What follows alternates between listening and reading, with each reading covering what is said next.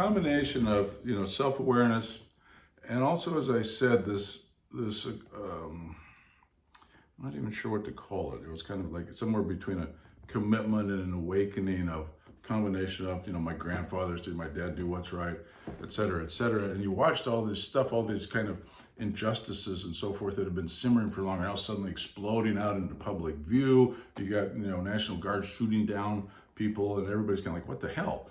And I, in addition to all the stuff we talked about, because of my work as the finance and budget chair, and I had to interact with the university administration, I'd built this identity of kind of being a guy who could get along with everybody. Sure. Not a marshmallow, but you could trust me, was basically it. Yeah. So I got appointed to be on the board of trustees of the university bookstore. Okay, seemingly no big deal, but in those days, the University of Washington bookstore was the second largest bookstore in the country, outside of the Harvard Coop. Really? Yep. Interesting. And so fine, a board that was made up of faculty, student, and administrators, and of course management from the store.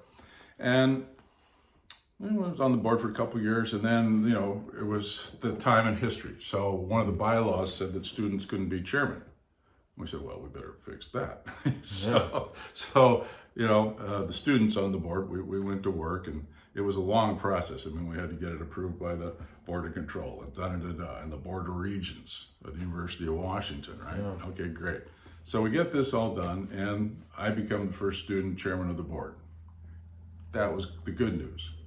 The rest of the news is I also graduated. By the time you got promoted. Exactly. By the time we got this all done, now I graduated. So my life plan had been, I'm going to do my degree and then go to University of Washington Law School. I'm good. I'm going to be a crusading lawyer. Blah, blah, blah, blah. Yeah. Well, the first part worked great. I got my degree. I didn't get into the UW Law School because this was the first time when they had quotas for women and minorities. Okay. And I got bumped. I could have gone to UPS or Gonzaga or any other schools where I got in, but I realized, okay, now I've got my first real live big time ethical dilemma. If I do what's best for me, I'm going to resign my position and go to school somewhere and get on with life. Yeah. If I do that, I've pretty much poisoned the well for any other student coming behind me, aspiring to be the chairman, because that's the exact reason that they said we couldn't let students, because they're transients. They won't be around long enough. So I'm thinking to myself, how do you say it? Shit.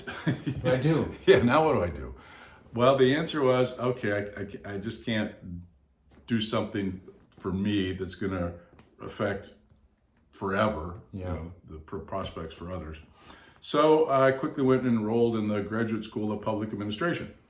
All right, got a MPA, not an MBA, but an MPA. What is that? Masters of Public Administration, Okay. which is pretty much the same as an MBA, but it's oriented around government service.